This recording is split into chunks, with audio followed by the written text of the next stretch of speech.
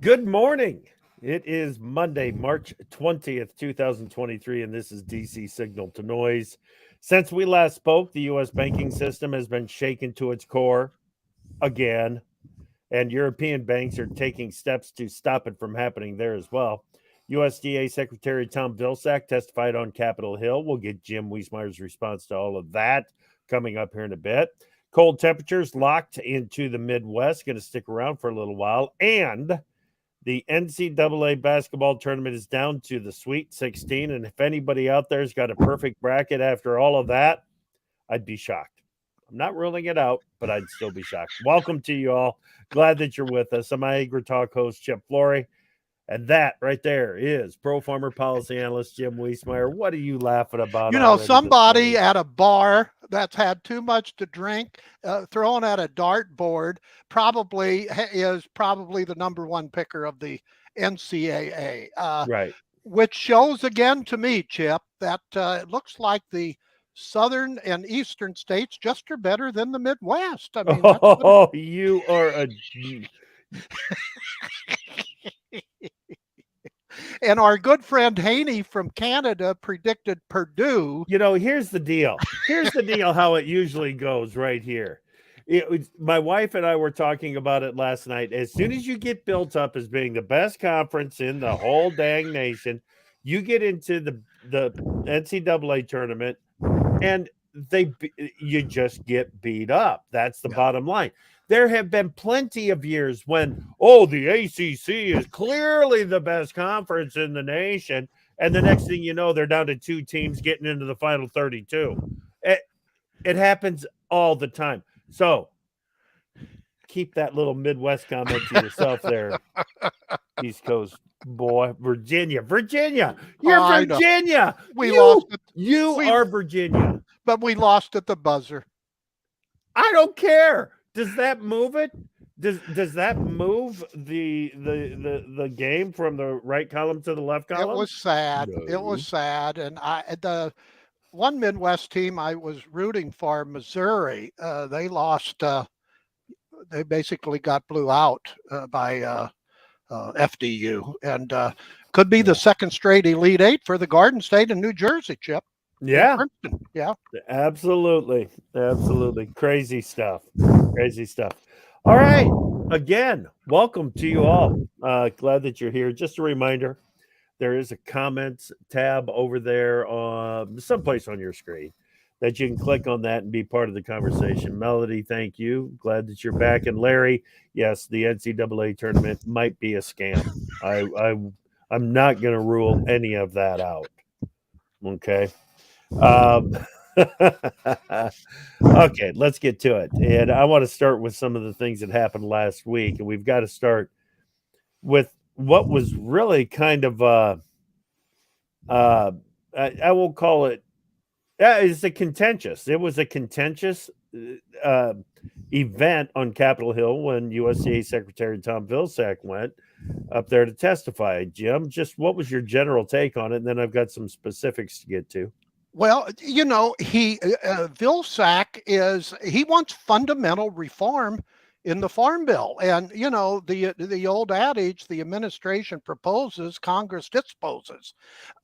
He is really attached onto this size and the demographics of farming. And boy, that doesn't pass muster with the more production agriculture oriented farm state lawmakers on both sides of the political aisle, Chip.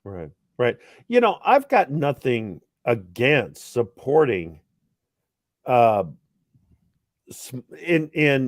Vilsack's definition, smaller farmers. And what he is talking about are produce farmers. He's talking about the guys I shouldn't say the guys, the producers that participate in farmers markets on a weekly basis.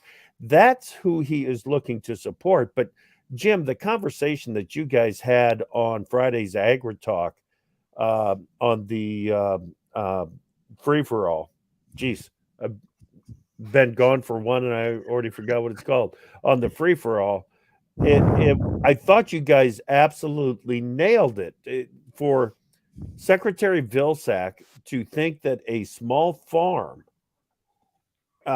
like that should provide enough revenue for the family to thrive might be a little bit out of bounds. Is he signaling a guaranteed income? Is that what he's doing? I don't know. No, I will let him say that. But that's the only way it pencils out to me, Chip. And again, I agree with you that the Farm Bill needs to be adjusted to bring in other commodities, especially in the revenue assurance and other aspects of the insurance programs. But that's going to be a plus for agriculture, because if the Corn Belt states of Illinois, Iowa, and others don't understand that, they're going to be behind the eight ball in the new Farm Bill developments. Right. They're going to have to give a little. Right. And he, without coming out and saying big is bad, he is looking at. He did say that maybe we should put some limits on supports out there. Well, it's been suggested. Additional limits. Yes. Yeah, he did call on Farmer Secretary Sonny Perdue. He kept saying, Sonny said, get big or get out. And he said, I don't agree with that. So it's getting kind of a he said on this one. Bottom line is that we have some very sensitive issues, and it also got into the Commodity Credit Corporation area where he tapped over $3 billion for climate change programs. And he said, it was interesting, Vilsack said, that was proposed and backed by more than a few farm commodity groups. Well, if you were debating, Chip, then you would say, oh, well, you listen to everything the commodity groups say, they want more money for the Farm Bill. So I think that was a fallacious argument. That's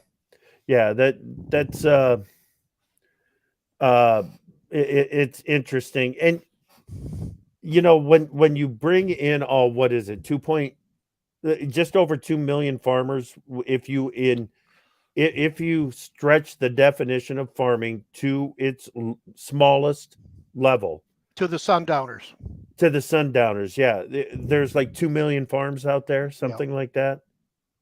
Okay, so when he starts talking about nearly 50% of farmers have not made money over the last 2 years, while the largest farmers, the commercial farmers, production agriculture, have been making the money, says it's his quote is, this is not small versus large situation, but 90% of our farmers need help. That might be getting back to your idea of guaranteed compensation. Yeah, it's really shades. In fact, I'm going through my own personal ag library here at my house. It's the shades of the Carter administration when he first came in. They did a lot of research in this area, Chip. So we may have more on that in coming shows. Okay, very good. Very good. What else from Vilsack's? You mentioned the Commodity Credit Corporation and the funding there. Grassley didn't back away from him on that at all, did he? He said you shouldn't be doing it.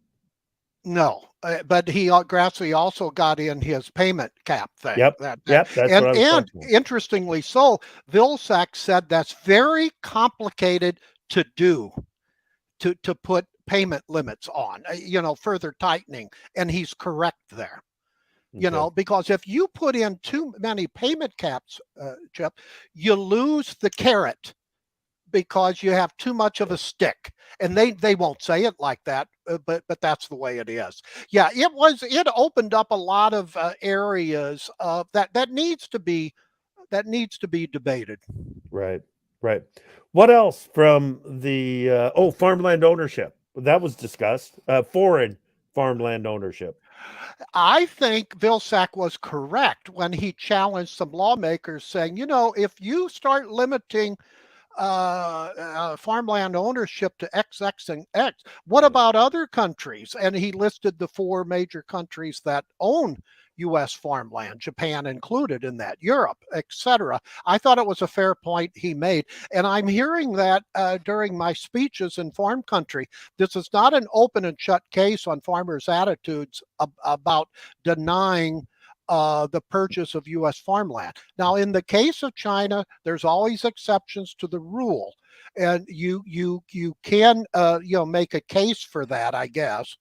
But also, the Wall Street Journal late last week, Chip, had a very good interview with the CEO of Smithfield. The vast majority of acres owned by, quote, China is as a result of the purchase of Smithfield. Yeah. Yeah. Okay.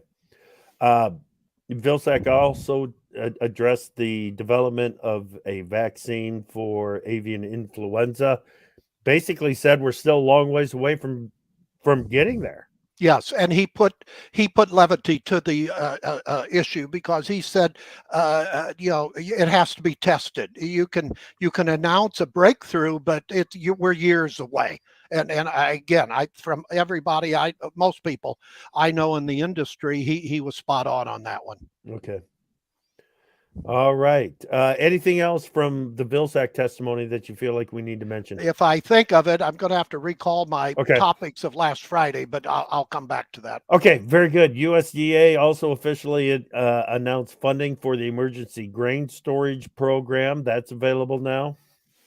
Yeah, they actually had kind of signaled that a week or so ago, but they finally put it in Friday's Federal Register, Chip. So there's some dates involved there.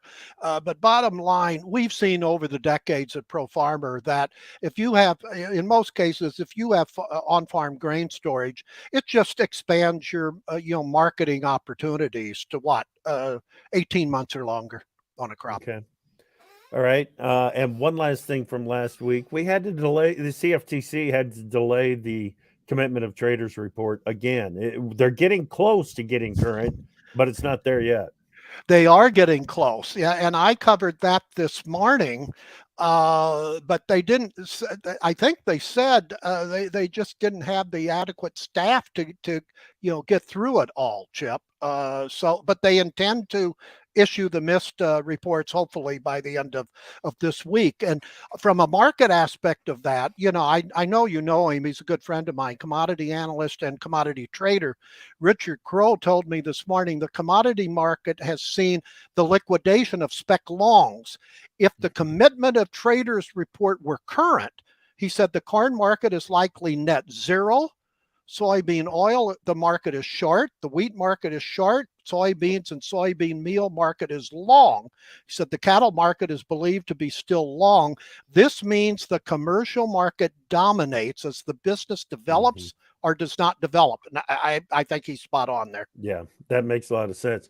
At one point, I don't know if they're still there or not, but at one point it felt to me like wheat was dealing with a record short position. And that was downside momentum like we hadn't seen it for a while. Yeah. Back to the Vilsack testimony here, just real quick. A comment from Adam Lash, I think, is really good here. Look where ag is after 20 years of our current system, older, less flexible, and more centralized. Then he says, for the record, I'm not in favor of blanket supports, but I do think we are over-incentivizing row crops to the detriment of rural communities. It's a debate that should occur. Yeah, absolutely. You know what? And I'll throw something in on top of that. When you go through the areas that are heavy in the CRP, where 25% of the county has been enrolled in the Conservation Reserve Program, there's ghost towns. There are ghost towns because it's a completely agricultural area economy, and you just, if it's an 8-cylinder engine, you just knocked out 2 of them. That's the bottom line there, and it's there is give and take. Boy, you got that exactly. And right. On top of this, again, these are sensitive issues, Chip, but we don't shy away from those. That's when right. you look at the crop insurance program, one could make a case that that's tilting toward certain crops. And Sure. So let the discussion begin. Yeah. Okay. Over the weekend, a Black Sea grain deal was extended for 2 months, or was it 3 months, or what was it? We don't know for sure. If you listen to everybody else other than Russia, it was 120 days. If you listen to Russia, 60 days. It's important, Chip, because if it's only 60 days, that's right before Ukraine's wheat harvest. I bet that it's only for 60 days, and you got to watch who's got their finger on the trigger when you're trying to figure out just how long it's been extended for. Yes. So, yeah. Okay. Also over the weekend, UBS bought Credit Suisse. It's Credit Suisse at the end of last week was like a $7 billion bank. $8 billion. $8 billion bank, and UBS got it for 2. 3.2. Okay. It kept changing. The early reports on the weekend was 2 billion. Then when it finally came out, it was 3.2 billion US dollars, $3 billion in francs.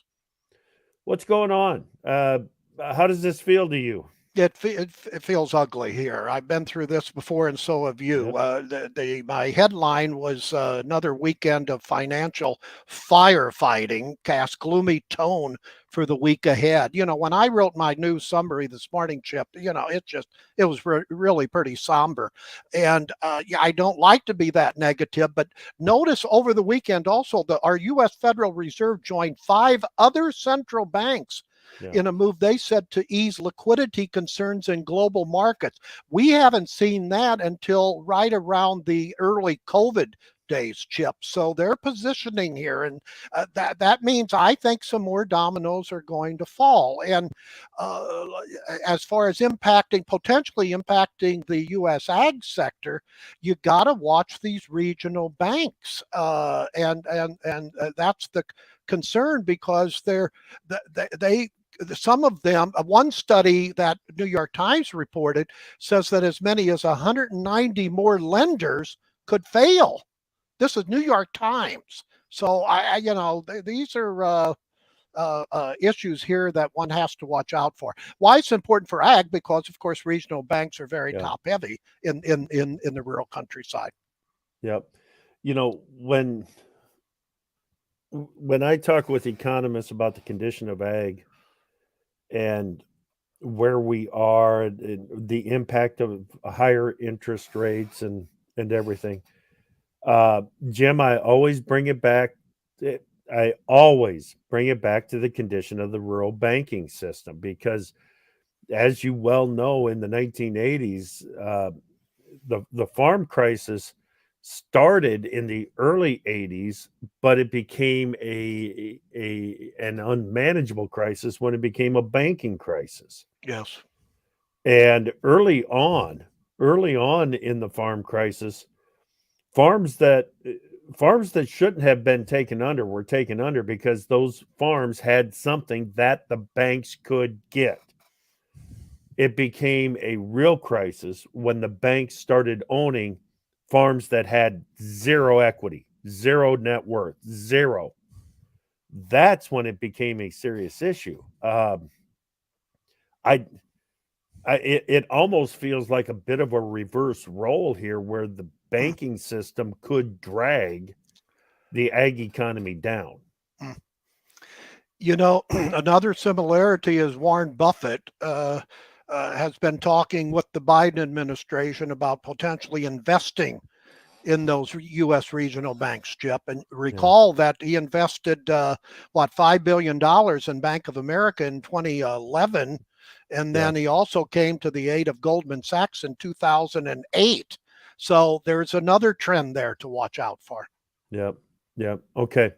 Of course, Senator Warren would like to see an investigation into how the Fed has failed, how all these decisions have been made. And that's putting a lot of pressure on Fed Chairman Powell heading into this week's FOMC meeting. Yeah, Tuesday and Wednesday. This is going to be probably one of the most closely monitored presser and announcement by the Federal Open Market Committee. I wouldn't have one. Meeting, Chip. And so will the Fed not do anything? Will they hold with the rates? If they 30% odds now. yeah, if they do, that'll signal to some, if not many, that that we have more to worry about this banking crisis than they're letting on. If they do increase rates 25 basis points, that means they're not losing the sight of inflation. Okay. Yes, I agree. I agree. There's lots of nuanced messages that are going to be sent by whatever the Fed does, and the markets will tell us what the ultimate message is. I understand that, and figuring it out leading up to it I think is next to impossible. It's really something. As long as we're on this topic, I think we should probably get Gary's comment in here, don't you think? He says, Chip and Jim, is there a bingo card or a checklist that we can use to officially call it when the United States is a banana republic? Also, look into the veto that Christine Nome did last week on the Universal Commerce Code.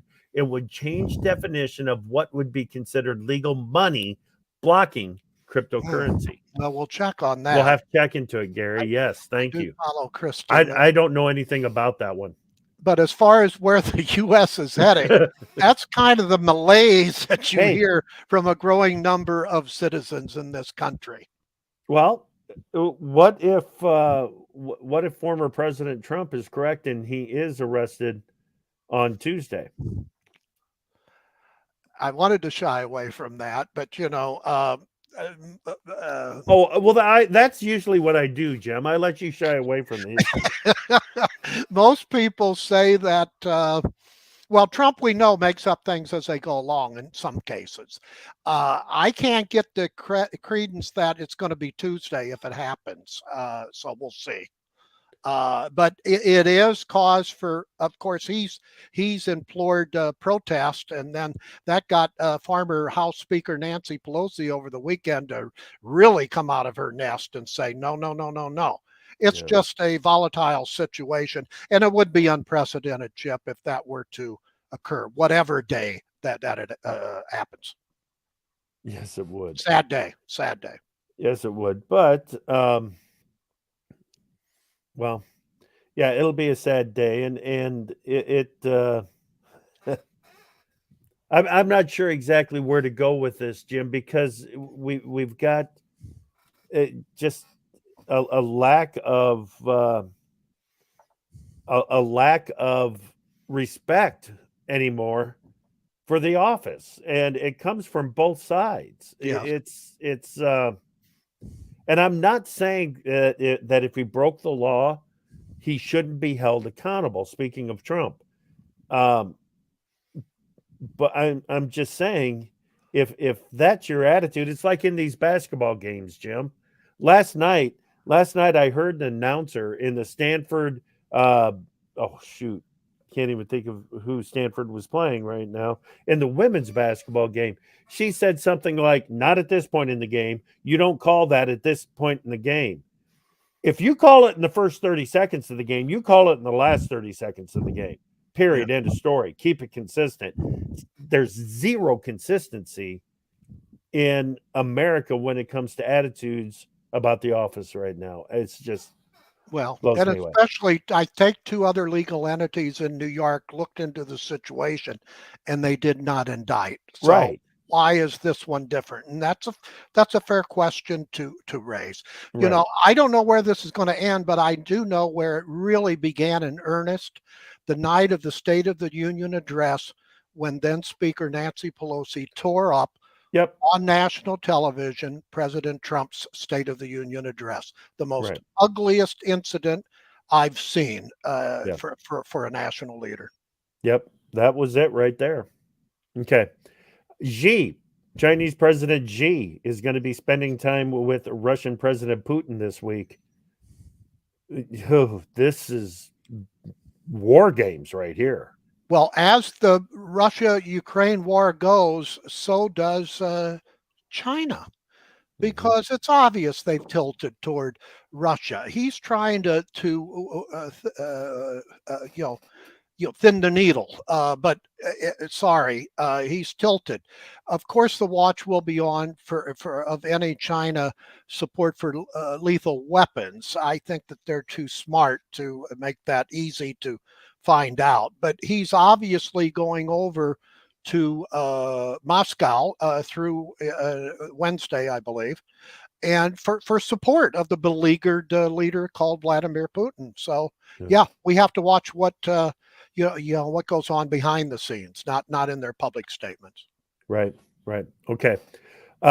Jim, I believe as of this morning, we are officially operating under a new waters of the U.S. Final rule. Yeah, it took effect, and as I wrote on the week ahead, the real issue continues to be what the Supreme Court will say. But the Biden administration thinks that they have a more flexible approach to waters of the U.S. It's actually not going to be implemented right away, Chip, because EPA says they just don't have the manpower quite yet to implement it. So we have some time to really go through the official language that is out right now. So again, we're going to have to give it a no grade pending the Supreme Court ruling no later than June of this year. Okay. Do we pay attention to the efforts at Congress to change the rule? No, you're wasting your time. Yeah. Okay. Because they won't have the votes, even if it gets to Biden to override a already threatened veto. Votes are not there. Does that mean they shouldn't try it? No, it's okay. But I wouldn't spend much time on it. Okay. More farm bill hearings this week. Yeah, we have one on agricultural research, which I always like to listen to, because how many farm bills I've been through, 11 of the 19 in our history, they talk a good game on agricultural research funding, but near the end of every farm bill, they whack it down from early increases. And it's more important because a number of groups have written to lawmakers noting correctly that at the current time, China and the European Union now spend more on public agricultural research than the United States. That is not a good situation, because ag research is one of the key elements, Chip, as you well know, who has brought U.S. agriculture our competitive advantage in most areas of the world. That's right. Okay.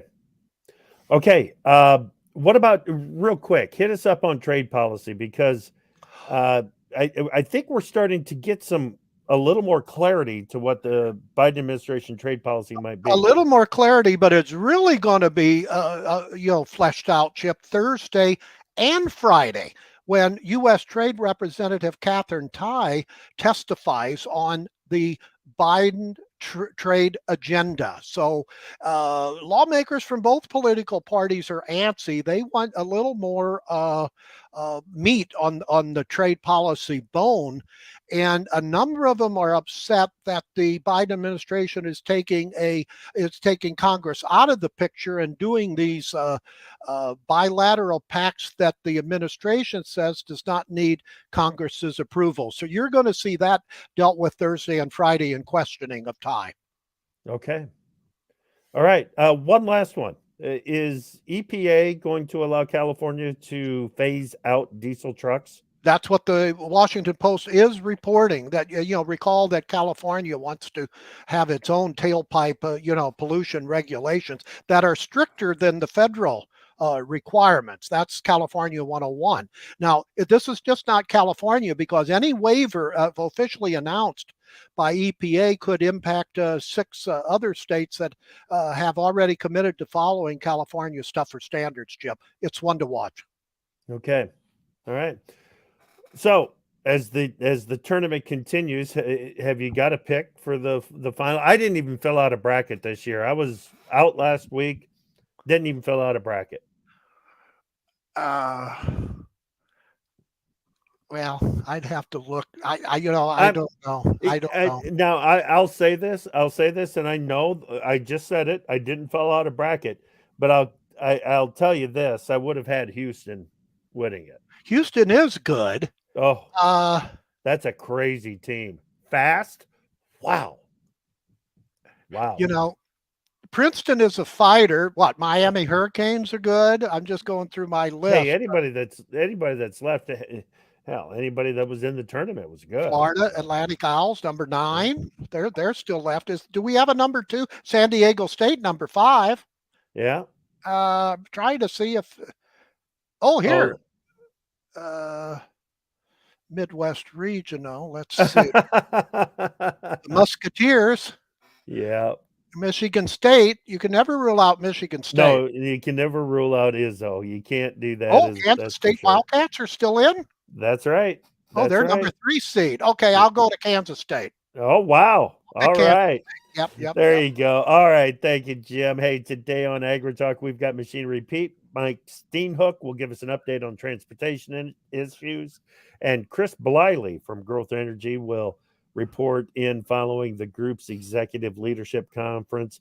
This afternoon, we've got Preston Zachariah from CHS Hedging. Have a great week, everybody. Keep watching for those signals.